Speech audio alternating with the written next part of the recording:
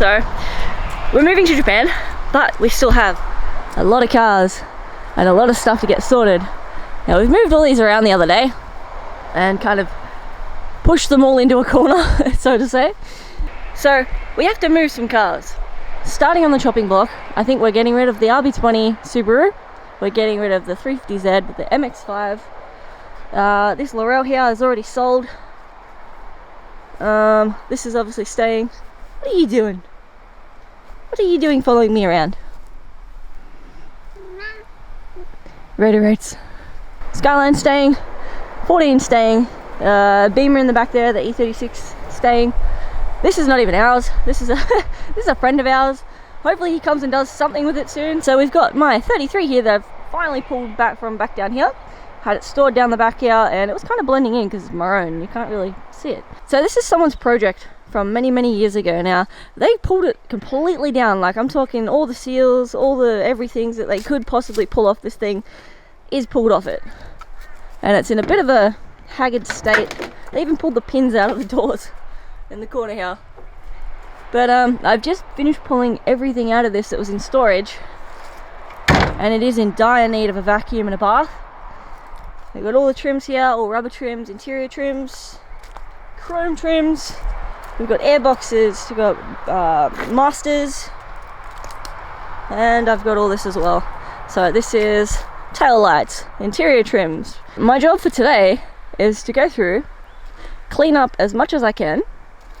You can see everything's a little bit dirty and gross and needs a good bath.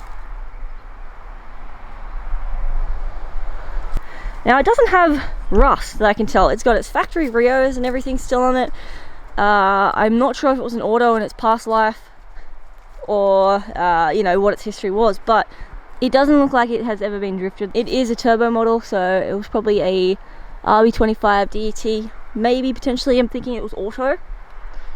So I'll show you some of this later. Either way, project never went through, and it sat in the yard for many years. And you can see they've marked out little bits where they were gonna, I don't know, do some body work, but they must have been very pedantic about what they wanted to do. But yeah, still got its wiring.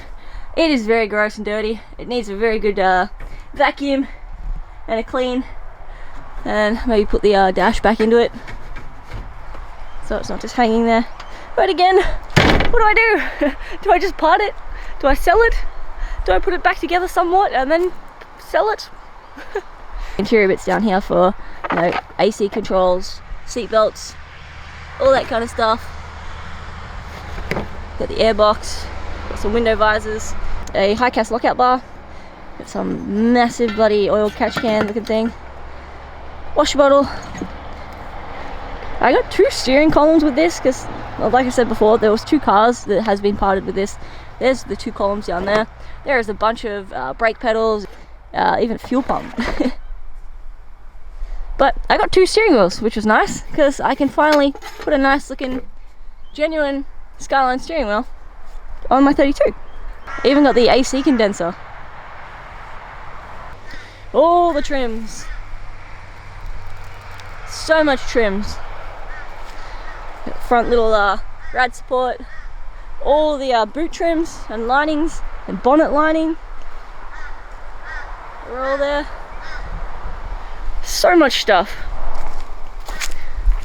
Rear garnish. So I got 2 rear garnishes. I got the Series 1 and the Series 2 rear garnish for this.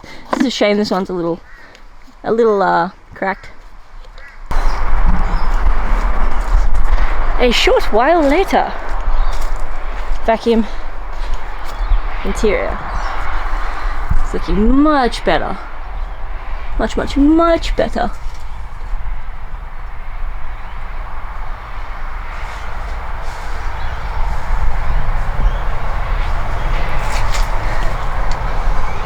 I don't have a brush for the vacuum though, so that's kind of the best I can do with this.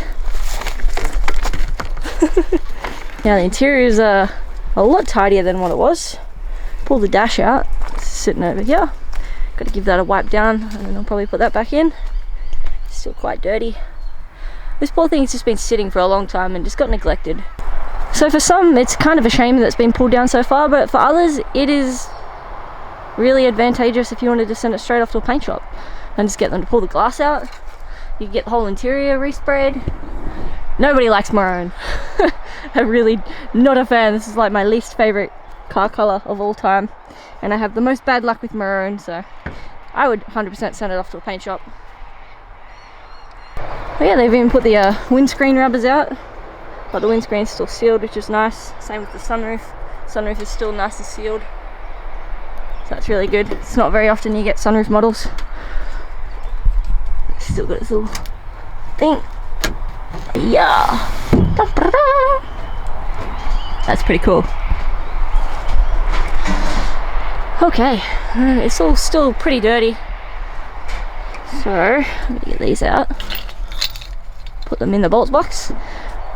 Now, when these guys were doing this full, you know, pull the entire car down resto, they actually bought a full bolt kit specific for the R33. Oops, dropping everything.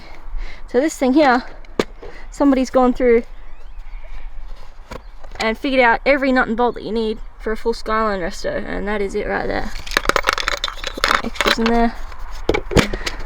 So that's really cool, and that'll go with the car when I sell it. Oh, look, Series 1, and it's still on there.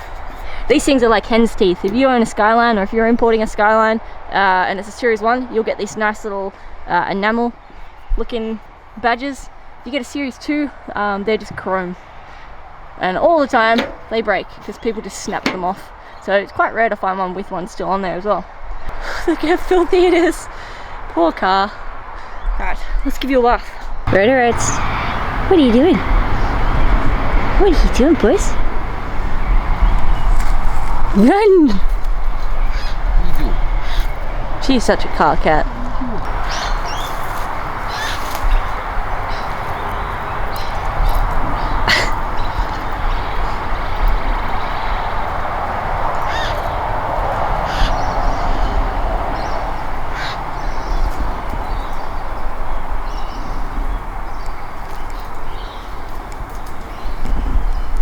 Cats are great.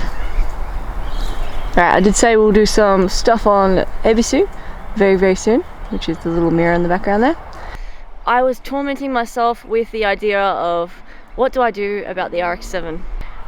The RX7 for me is it's a dream car. It is a beautiful car. It is currently in its as close to stock form as possible, apart from being Bridgeport, you know, like I say stock, but I mean it's got some mods, but compared to everything else, for me it's stock, which is nice because it's a daily. I can drive around, but at the same time it's a rotary, so it's not a daily, and I can't just drive it around. My neighbor gets angry at me for starting it up. I can't go out after 9 p.m, which I'm a night owl. I love driving at night time, and I hate the idea that I can't drive anytime I want. I can't start my car up. I can't park my car in my driveway without a bat pooing on it. I can't park out the front of my house without worrying that someone's going to steal it. Like, it's kind of an anxiety-inducing nightmare as well.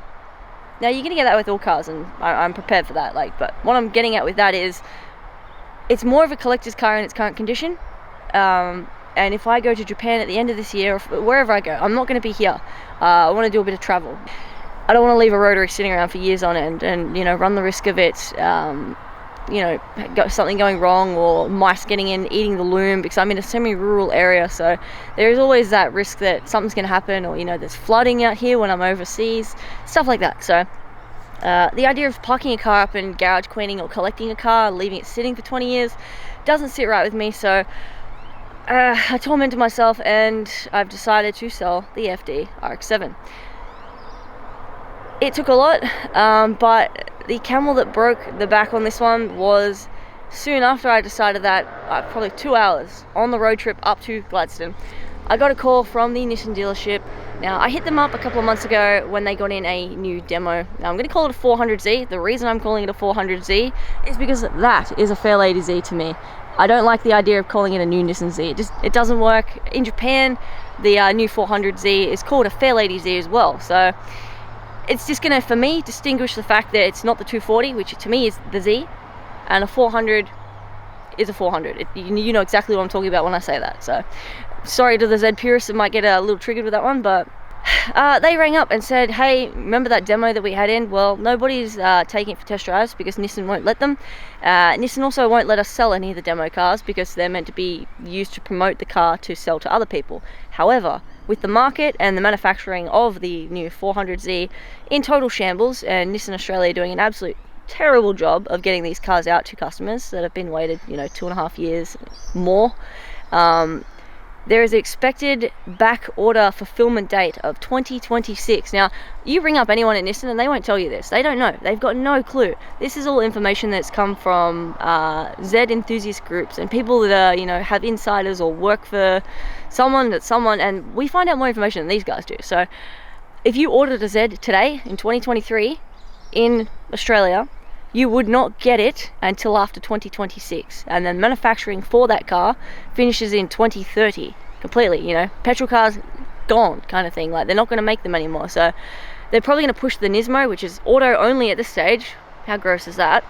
They're going to try and push them, I think, in the last 4 years as well, which is the whole rush going on, and it's crap. But what I'm getting out of here is Nissan rang me up, said, hey, we have this blue demo in all the specifications that you wanted. It's sitting here. Do you want it? And I'm like, crap. Well, I've just resolved with myself here to sell the FD RX7 so I could pump 10k straight into the 32, finish off the drift car, and then pump 20k or so into Ichigo, which is down the back, sitting right here, and get my OG black 180SX finally finished, get the wide body done, get it out of where it's currently sitting so I can work on it, and get that running before I move at the end of the year. So now we are stuck in a very difficult situation of, do I get the new car and have a forever reliable daily that I don't really have to care about, that I can leave over here, and when I come over I can use it, drive around, etc, etc. Also has the possibility to go to skid control events or wet pans, and I can go into state with that car and know that I'm going to get to my destination. Whereas an FD-RX7, no idea. Little mirror, no idea. It's a gamble driving them all the time, not because anything does go wrong, but because something could go wrong. It's a thing. So a completely stock car would be a nice assurance and a bit of a peace of mind, knowing that no matter what, I'll always have something to get around in, and I get to continue on the lineage of owning the last of the Zs that's going to be manual twin turbo and freaking awesome. I say freaking awesome. It's got its flaws, but look, overall, come on, it's better than a Subaru powered FT86 or a BMW powered Supra. I'm having fun triggering people in this one. No offense intended, I'm just having fun. So yeah, that is where I'm at, and now I have to decide what to do. And I just want to let you guys know what is on the plate and what I've been dealing with the last couple of days and weeks and stuff, and all this stuff going on, and moving, and selling this house, getting the property ready to sell, getting all these cars, clearing them out, and then deciding what we want to do with our life and where to go from there. It's all a lot of big moves right now. I would not say that we're stable. So we're getting there though, taking it day by day, week by week, and that's the best we can do. So alright, well, now that we've had a bit of an update on that, I can quickly show you this guy. So here we go. This is now it is a Series 1 R33. I was told it was low kilometers, around 80,000 kilometers when it got pulled down like this. These were all off, as you guys probably saw in the first half of this video. This is now the car. It's all nice and clean. The dash is sitting in, the seats are sitting back in it, the carpet's all clean, window trims, roof trims, boot trims, every trims are all in it now and have been cleaned up. The car itself is in really good nick. Now, it does have Series 2 tails, which are these white ones.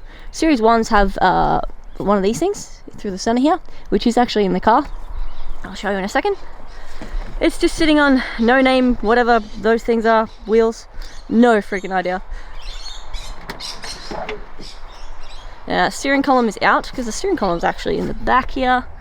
Haven't put it on yet. I will put it on though, for when it goes. That way whoever buys it can move it around a lot easier. These guys, they did not spare any effort. They went to the point of pulling down every little piece of trim in this, including the glove box locking mech on the top of the dash. And these guys are just sitting in here as well. There's an Auto Series 2, I'm pretty sure, instrument cluster out of one of the 3 cars that they parted when they were collecting cars and doing this nut and bolt resto. So this is a Series 1 bonnet. with the Series 1 headlights. Now Series 2 headlights, if you guys are American and you know these things are foreign ground for you, Series 1s have like this kind of oval shape, like they're rounded, especially here, and the bonnets themselves have these grooves going up the centers here and here on the headlights. Now, very easy to see. Easiest way to remember this is a Series 1 is rounded, like a rounded front, and a Series 2 you've got like more square defined. I think it's a bit more square on the front here. These things are more on a diagonal angle. They're a lot more like chiseled and squarer, and they raise up onto like a center bit a bit more than this, whereas this is just kind of like a little hump. The headlights on a Series 2 also have a squarer, sharper, more rectangular shape, whereas these are more, like I said, a bit more of an oval shape or like a teardrop. Now there's some variations with the Series 1s as well. You can get the black housings. Now these are yellowed because Australian sun absolutely destroys plastic over here. But the Series 1 headlights, you can get them black housings, or you can also get chrome housings. Now this 33 might actually have them for you. So you can see these are black housings. Yes, chrome housings, there you go. So see the chrome, these guys here? A little hard to see, I know. These are very faded, all in dire need of a wet sand and scrub. But yeah, chrome headlights, and that is also a Series 1. Hello Benjamin. What are you doing staring aimlessly? That's exactly what I'm doing. Between 4 of your cars? It's your own question. What are you doing though? Between 6 of my own cars, thank you. 4, 6, yeah, 6 of your own cars. Yeah. You wanted the knuckles out of this, so you did want, this thing has a, he's getting knuckles now.